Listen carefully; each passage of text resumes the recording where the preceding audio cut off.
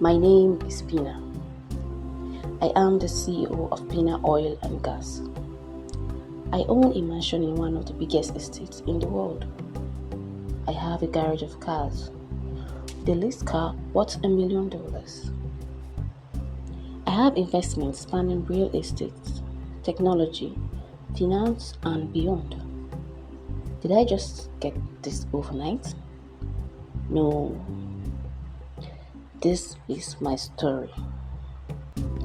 I come from a poor background of a polygamous family. At birth, my mom died, and my dad married Beatrice, a teacher in the community school.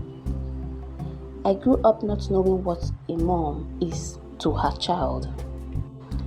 My stepmom hated me. She called me dirty pig. Not because I was dirty, but because she gave me worn-out clothes, torn clothes that her kids will want to throw away. My dad loved Beatrice, my stepmom. He never listened to me or intervened in how she treated me. Growing up, I never ate on the dining table with them.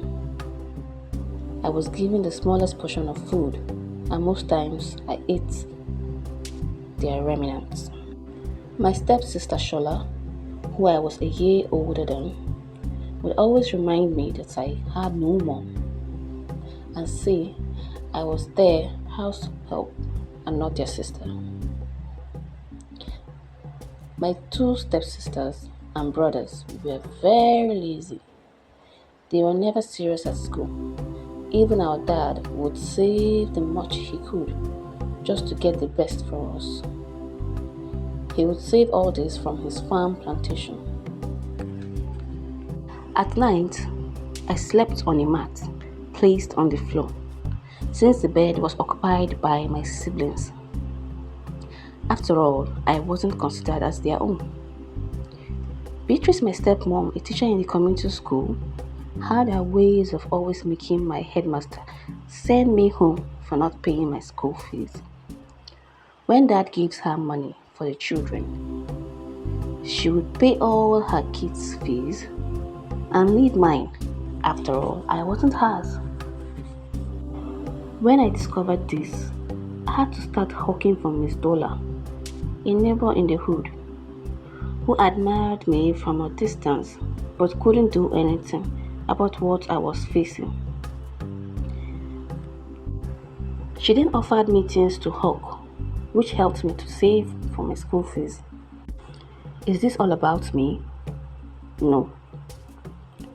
When I became 15, an incident occurred in my life. My stepbrother Cody joined cult. He started doing things. They were not good. He started doing drugs. Most times he stole things from people. One day I saw him beating and stealing money from a blind man who was obviously helpless. I ran to him and said, "Cody, this is wrong. Return all his money and go home." He immediately slapped me, started beating me. I ran home crying, went straight to my dad to report him. "Dad, I saw Cody collecting money and forcefully from a blind man, which he did after beating him." Immediately my stepmom came out and said, "Who is that fool? What rubbish are you saying?" My dad couldn't intervene. All he did was to watch my stepmom insult me.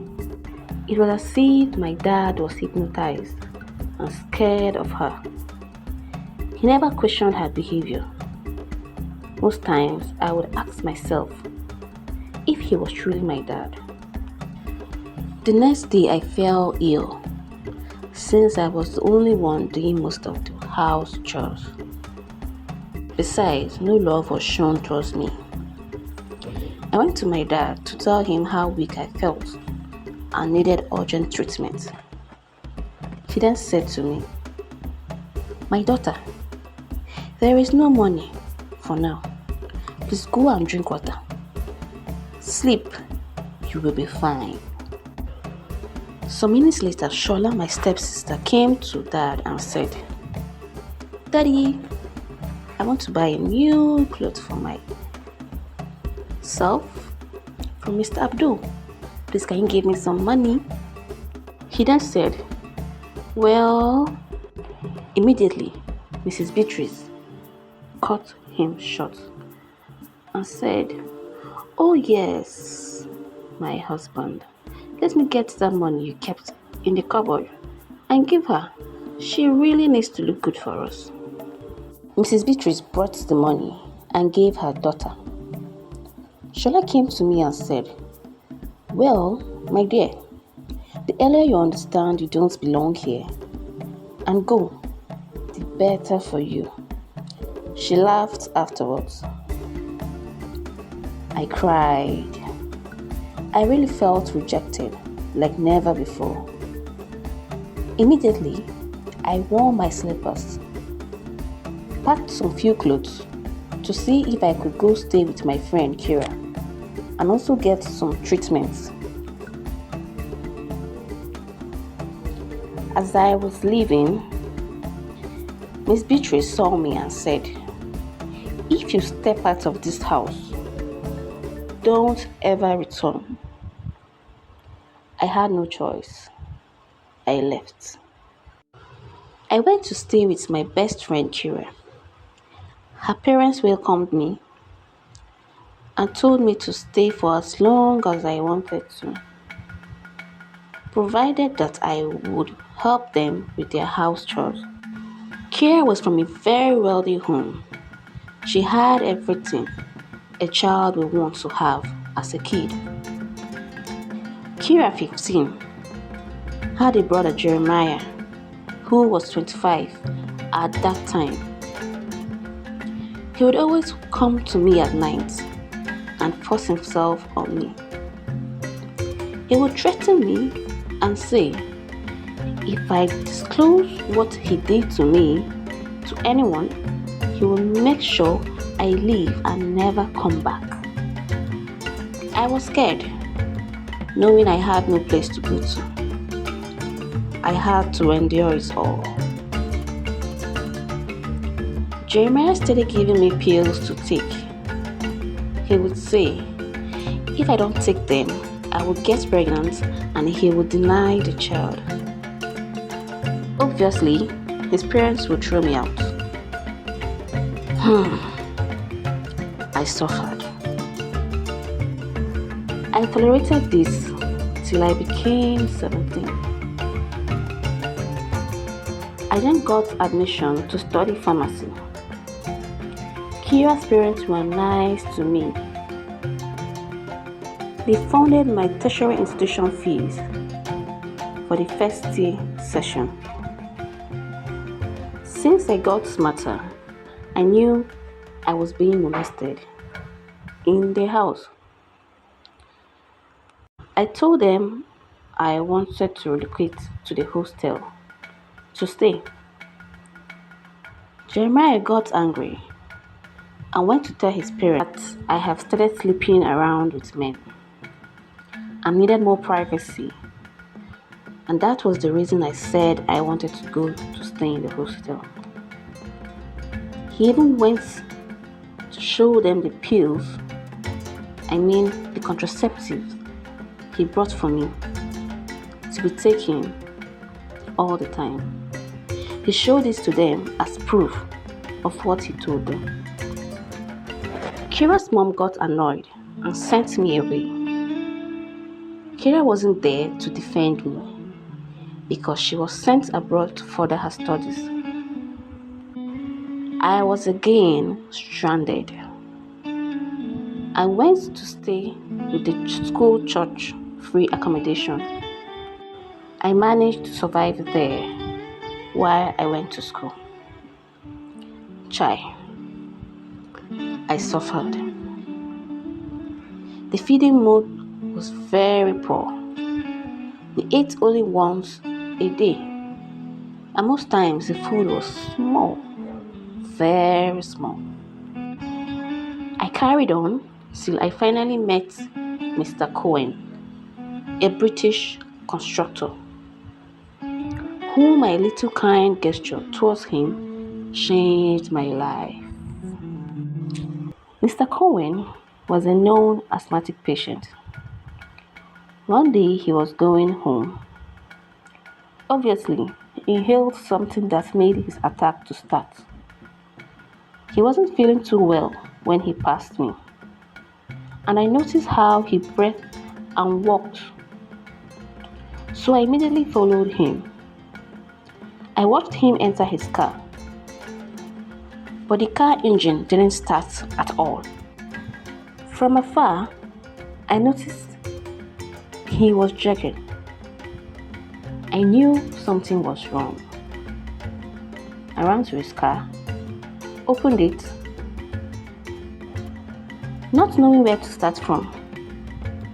So he then pointed to a tag in his car. It read, "Please, I am asthmatic." I started looking for his inhaler, but I couldn't find it. I then took a glance at the car boot. It was there. I grabbed it, opened it, and made him inhale it. Suddenly, he got himself. I could drive. Kira taught me before she traveled, so I drove him home. When I got to his place, his wife was very happy for what I did. They both told me to come stay with them. The both of them had no child, so I became the adopted child. My life took a turn. I was now comfortable. I could now enjoy the love a true parent would give to their child. I enjoyed all this till I met Stephen.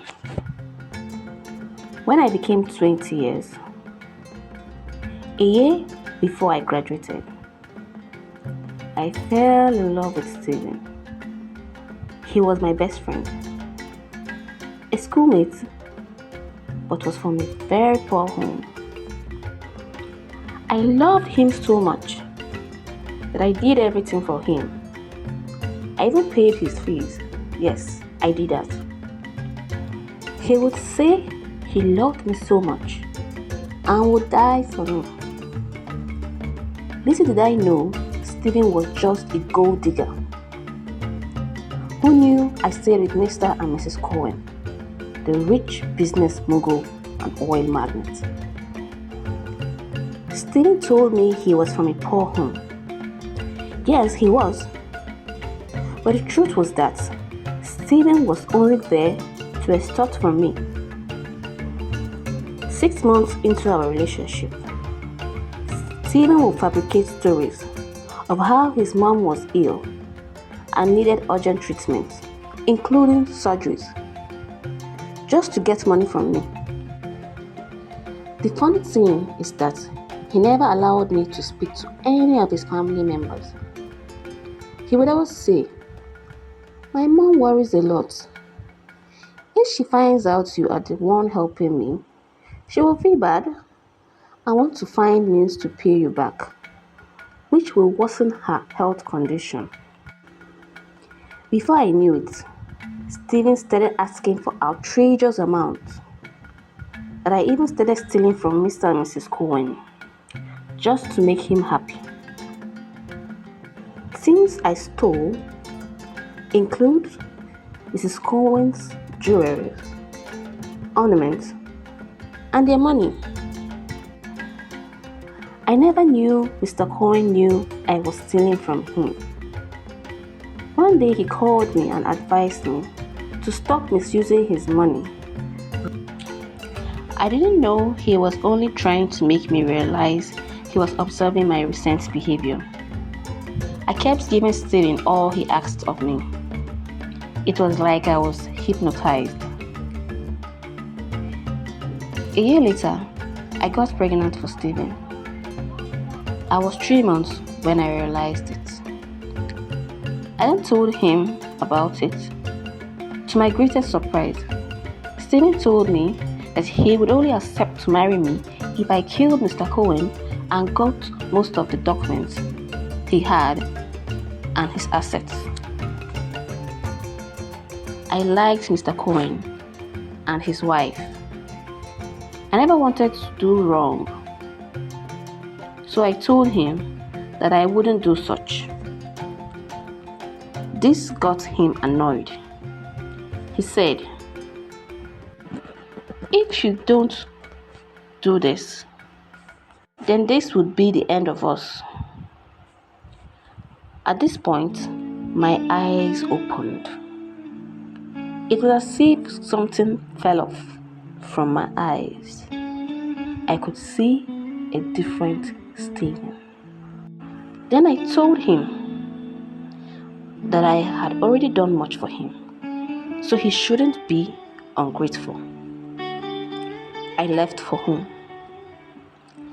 I didn't know how I was going to tell Mr. and Mrs. Cohen about my pregnancy. I was left alone, thinking. At 2 a.m., I heard a loud noise. It was Mrs. Cohen screaming. My room was on the last floor. I knew something was wrong, so I secretly called the police and took out a dagger to attack whoever it was that entered our house. When I got to their room, you won't believe who I saw. It was Stephen and his gangs. They came to rob and forcefully make Mr. Cohen sign some documents in their names. But the sad thing was that Stephen had already killed Mr. Cohen when I got there. One of Mrs. Cohen's eyes was plucked out just because she witnessed the incident. Blood was everywhere. I cried. I was very angry. At that moment, I shouted, "Stephen, who the hell are you? How could you? Why would you go to the extent of killing my dad?"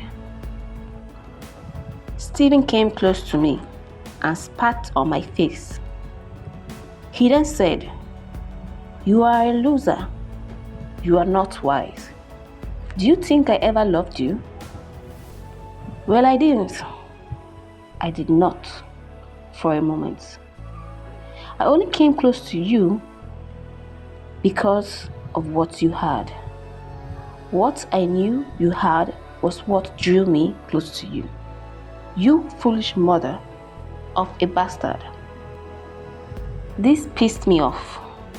I then tried to hit him, but his friends, or rather his gangs, rushed and attacked me. They started kicking me on my tummy. I thought I was going to have a miscarriage that night, but I did not. Few minutes later, the police sneaked into our house. They arrested all of them, and later they were sentenced to death by hanging. Mrs. Cohen and I were rushed to the hospital, where we got immediate treatment. Later, Mrs. Cohen was declared blind for life. I picked up myself and decided that I would not terminate the baby, so I kept it. 2 months later, late Mr. Cohen's lawyer came to the house to read his will. I never knew Mr. Cohen loved me so much. Guess what he did? Mr. Cohen transferred all his wealth to me. I mean, all his investments, including all he achieved in his entire life. My life really took a turn. I became the sole proprietor, the owner of all his assets. Since they were old and had no child. I became the owner of Cohen Oil and Gas, which I later renamed Pina Cohen Oil and Gas. I became very rich and industrious. My story wasn't easy, but at the right time, it became perfect. I later had my child, Miriam, and we all stayed together with Mrs. Cohen as family. We are a happy family now. As for my family, Shola died of AIDS as a result of the reckless life she was living. Mimi, the younger sister, got pregnant for a poor drunkard. Obviously, he denied being the father.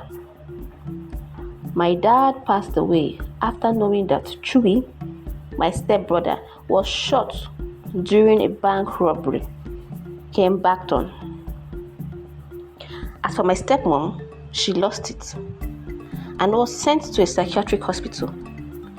Few months later, Cody, the last child, joined her there. What were you expecting from a drug addict? Of course, that's where he should be. This is my story. The story has ended. What have you learned? As for me, I have learned a lot, starting from Pina's first family, to her best friend, and down to Mr. and Mrs. Cohen. As a woman, you should be careful of the decisions you make in the name of love. Try to know who you are dating very well. That is very well, in and out, so that you don't end up being deceived. If Pina was very careful, Mr. Cohen wouldn't have died. As for life, it presents us with so many challenges. But as far as you're alive, hope will always come. If you are still struggling to make your life a better one, don't give up. Keep trying. Because everyone has his or her time. It will definitely get to you. And when it comes, you will shine. So, I want to know your own moral lessons. The ones you have learned. Yes, you. I mean you. Don't mind me. So please let me see it in the comment section. And don't forget to like and subscribe to my channel for more and new videos like this. Thank you.